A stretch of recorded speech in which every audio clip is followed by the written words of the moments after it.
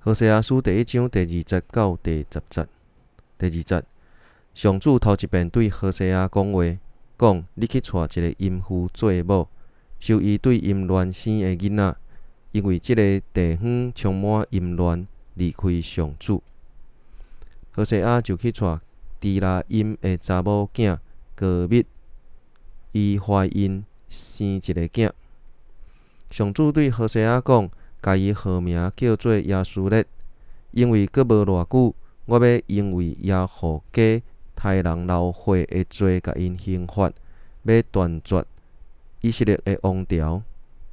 到迄日，我要伫耶稣列山谷压制以色列的境。哥密阁怀孕生一个查某囝，上主对何西阿讲，甲伊号名叫做罗哈玛，因为我无要疼惜以色列家，一定袂甲因赦免。总是我要疼惜犹大家，我上主因的上帝会救因，毋是用用刀、用高箭、用战马，也是用马兵救因。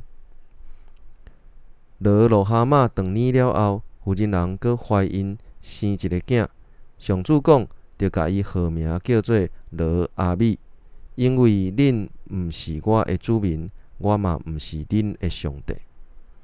总是以色列的人囝会亲像海山袂量得、袂算得。以前上帝伫什么所在有对因讲，恁毋是我的子民，将来伫遐要对因讲，恁是永我上帝的囝。